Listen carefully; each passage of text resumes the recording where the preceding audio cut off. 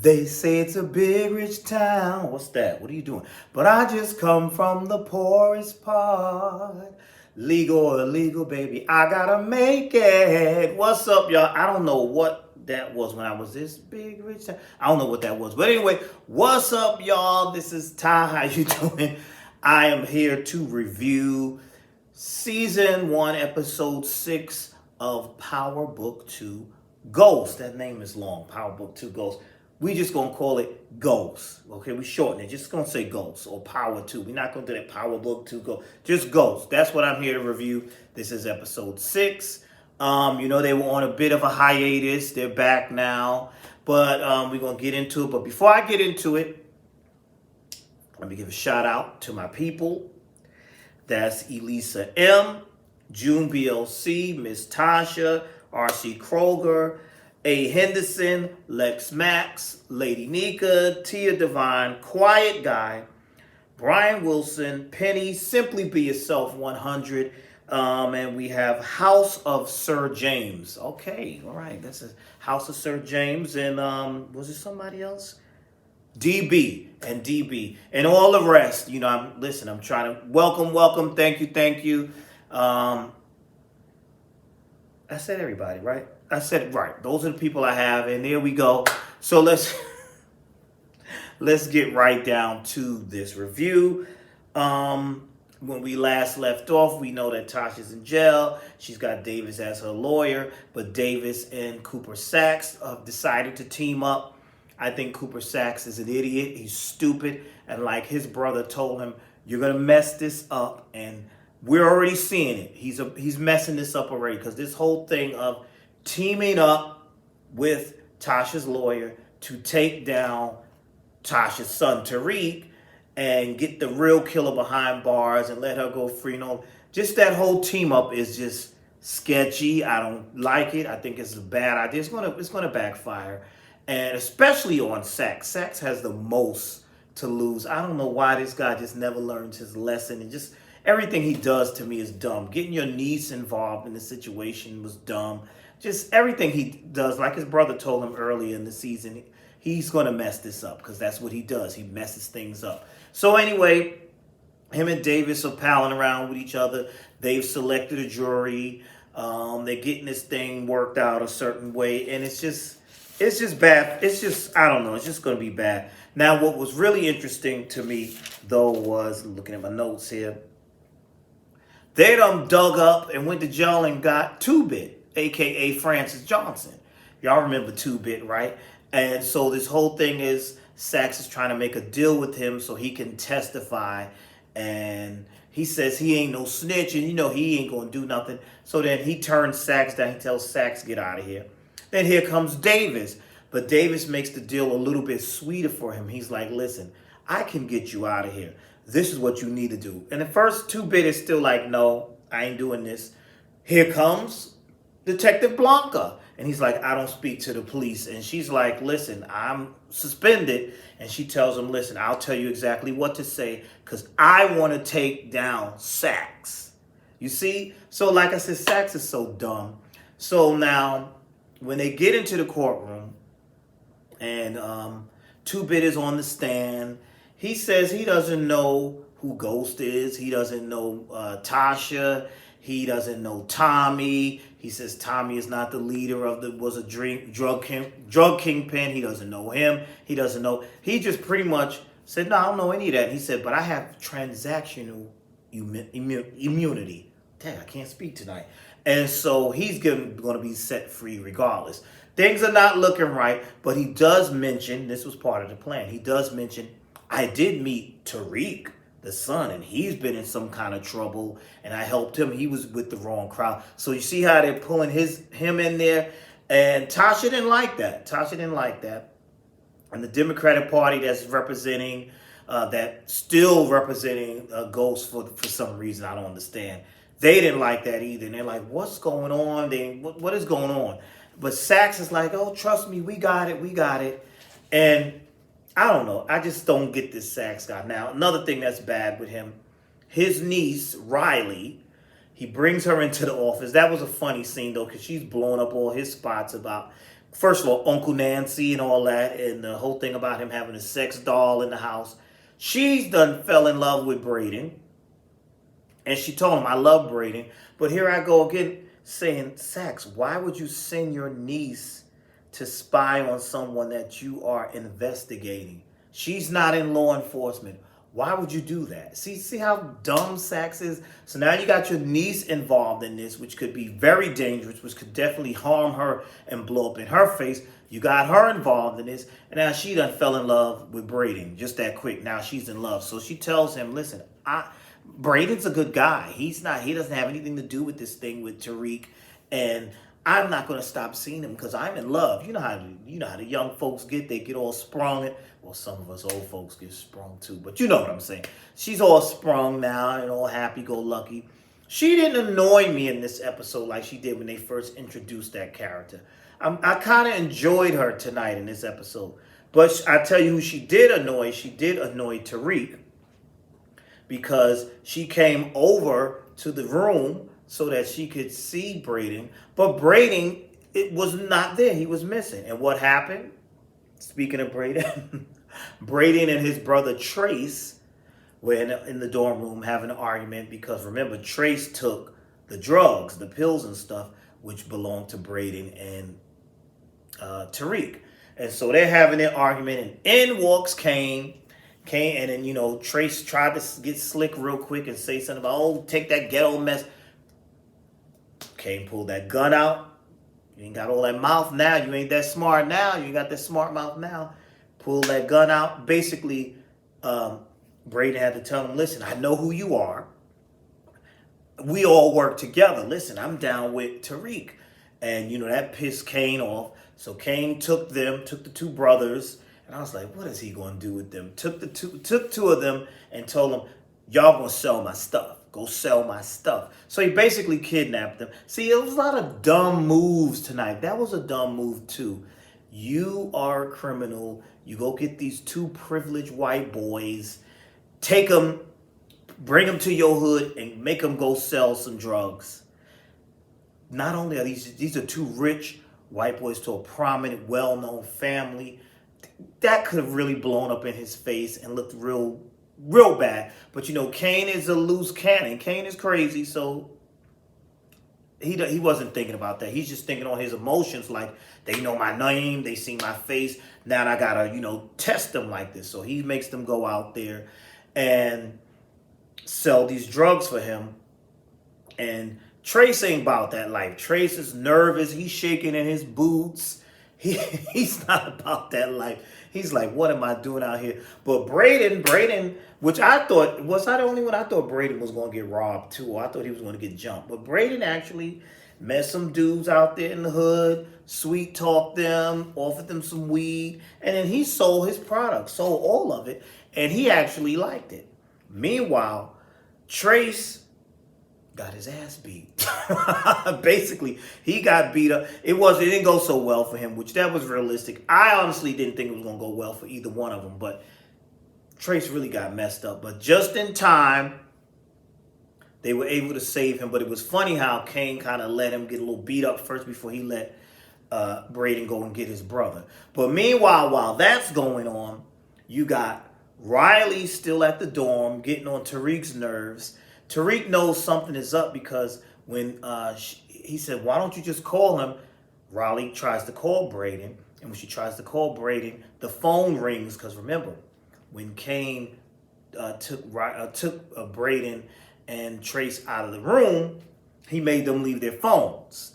So that's how the phone was there. And then it kind of knocked down the chess game. But anyway, Riley is like being annoying, making Tariq play chess with her and all this. Meanwhile, Monet has some chores for for Diana and Drew. And so she's like, you two gonna come down here and count the money, and you gonna count the drugs, and you gonna do this. But Drew is getting a call from his boo, his secret lover, the basketball player that's on the down low, was Everett, right? And so He don't want to stay there, even though Monet done told both of them, y'all don't leave here and don't touch these phones. And she leaves the phones right there. You should have took the phones with you, Monet. You should have just took the phones. But, he got to go because Everett told him he want to see him. So he goes over there to spend time with his secret lover, whatever they doing, whatever that is. And when Monet finds out, she's pissed off and she's like going off on Diana. So Diana's like, listen, I can go get him because you surely can't get him because you're working, right? So let me go get him and I'm going to need my phone. Now, when she goes to get him, let me back up a little bit. No, I can keep going.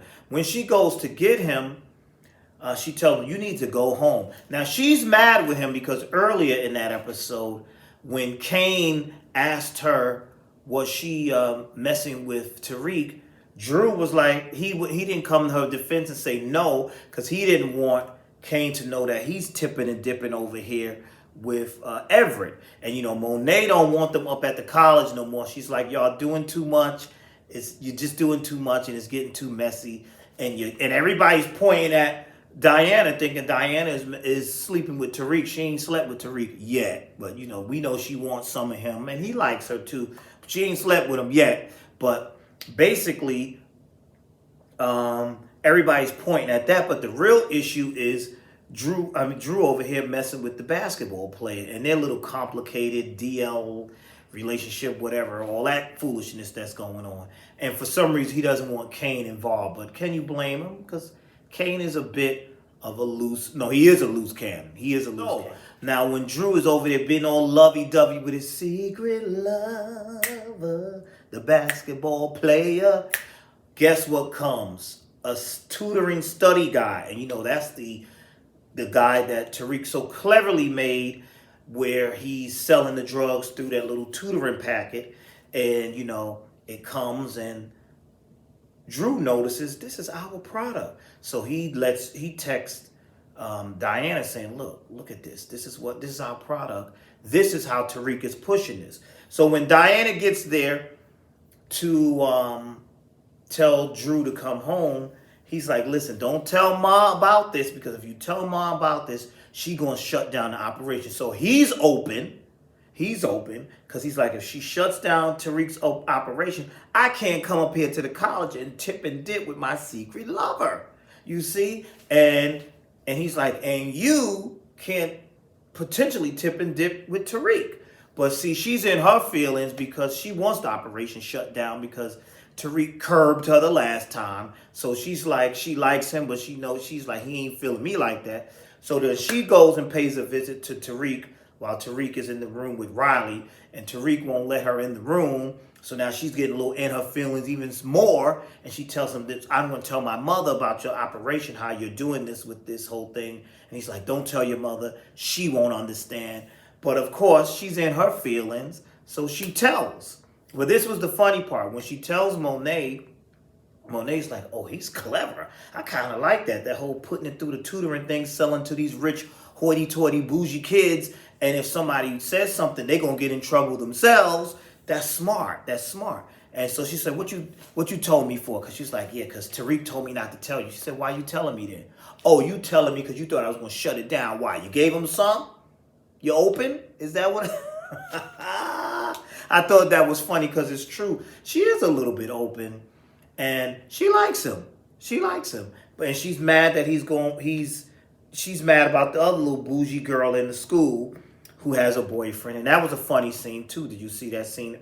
I forgot her name, but whatever. But the other student that Tariq got this little flirtation going on with, who has a boyfriend, and he came in and he almost caught them. They're about to start kissing, but that was okay. That was decent. But now the family, the Tejada family, there's some friction here because now Kane doesn't like this whole thing. He don't like this whole thing with her giving Tariq this supply and all this stuff.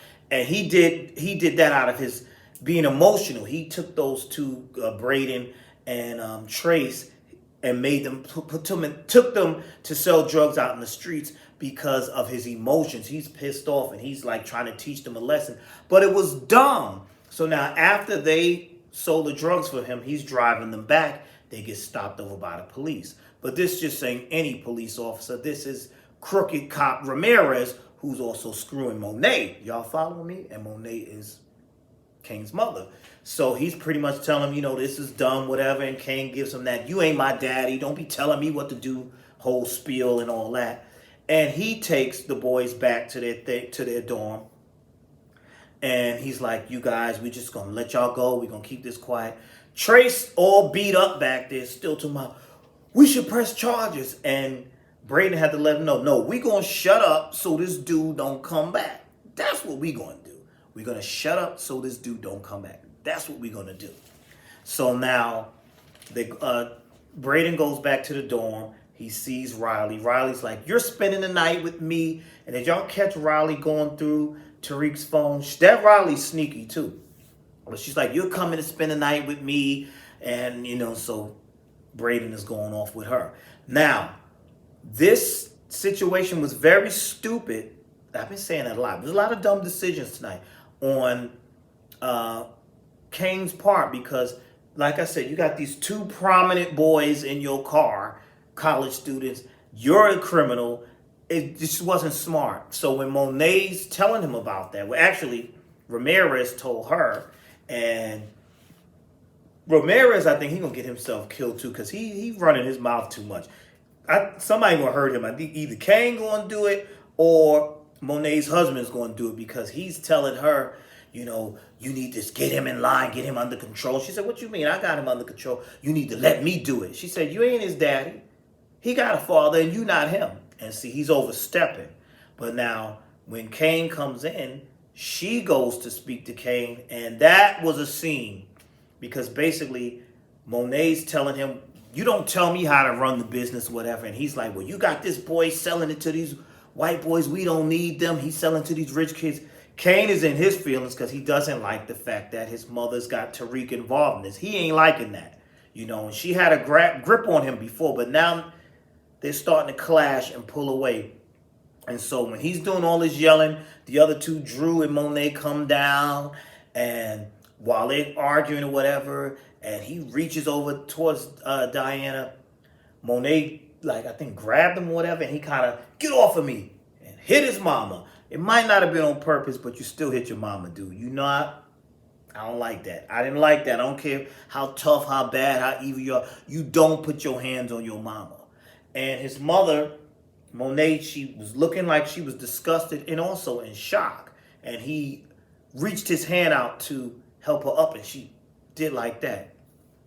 I thought she was going to shoot him, but she didn't. She did like that, like, what's wrong with you? And so the next scene we see Kane speaking to his father in jail, and his father is giving that whole pep talk, son, you're my soldier, listen to your mother, follow. But then they start speaking in Spanish, whatever. And then you see the father give a signal to the guards. And I said, hold up. This dude got power. You got those guards gave Kane a well-deserved whooping, bust his mouth up, and his father came back over to him and said, don't you ever touch my wife. Don't you ever put your hands on my wife. And I had to applaud that.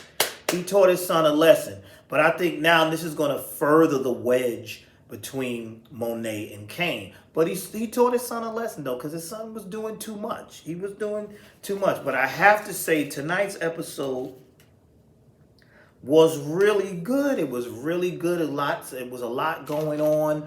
And I enjoyed it, and I'm ready to see what happened next week, especially with 2-Bit being out now.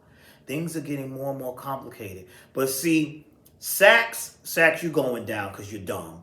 And Davis, you're going to go down because y'all are underestimating Tariq. Tariq is very smart, and this is not going to go the way y'all think it's going to go. It's definitely not going to go, but good episode tonight. That's all I have. Tell me your thoughts. What did you think about this episode? I'm glad they're back. That's it, y'all. So I will see y'all in the next video, and you all be blessed.